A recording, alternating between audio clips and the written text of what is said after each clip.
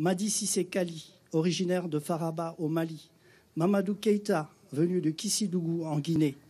Ce sont les frères obscurs, comme les décrivait l'écrivain Léopold Sédar Senghor. Noaga Ouedraogo de Tougué au Burkina.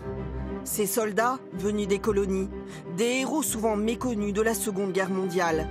Tirailleurs sénégalais, goumiers et tabors marocains, ces Africains anonymes ont pris la mer il y a 75 ans pour les plages de Provence, afin de libérer la France.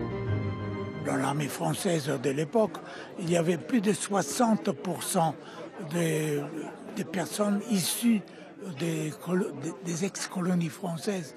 Et pour nous, ce n'étaient pas des indigènes, c'était des frères d'armes. 10 semaines après le débarquement de Normandie, le jour le plus long commençait pour la Côte d'Azur.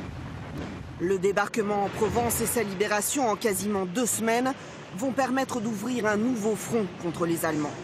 En 1944, l'armée française compte près de 600 000 hommes dont la majorité vient d'Afrique. Ces soldats des colonies, accueillis en libérateurs, vont très vite sombrer dans l'oubli.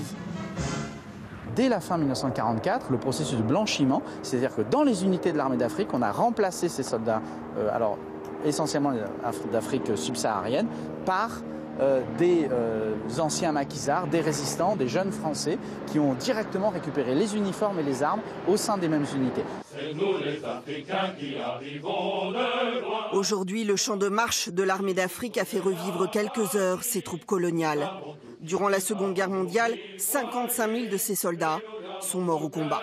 Une invincible ardeur car nous voulons